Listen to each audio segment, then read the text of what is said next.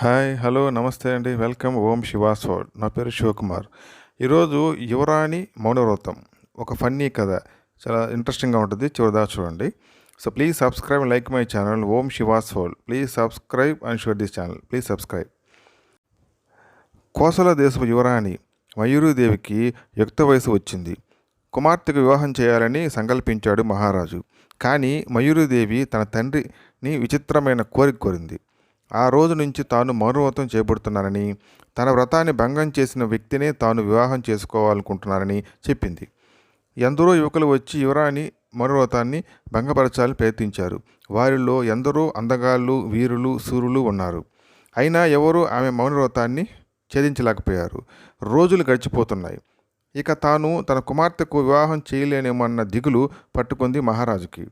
ఒకనాడు సభ జరుగుతుండగా ఒక యువకుడు వచ్చాడు. అతడి ముఖం తేజోమయంగా ఉన్న ధరించిన వస్త్రాలు మాత్రం బీదవాడిని తెలుపుతున్నాయి.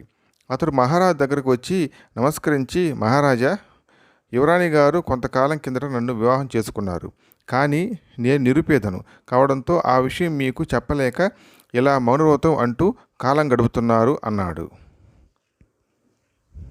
వెంటనే మయూరీదేవి లేచి, అంతా అబద్ధం, అతను ఎవరో నాకు తెలియదు అంటూ గట్టిగా అరిచింది. అతను చిరునవ్వు నవ్వి, అవును, నేనెవరో మీకు తెలియదు. నేను అవంతి దేశపు యువరాజు వివేకవర్ధనుడిని. మీ మౌనవ్రతాన్ని భంగం చేయడానికి అబద్ధం చెప్పానంటూ మారువేషాన్ని తొలగించాడు. వివేకవర్ధనుడి చతురతను మెచ్చిన మహారాజు తన కుమార్తెనిచ్చి అంగరంగ వైభవంగా పెళ్లి జరిపించాడు.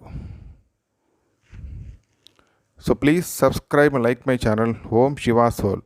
Please subscribe and share this channel. Please subscribe. Thanks for watching. Thank you.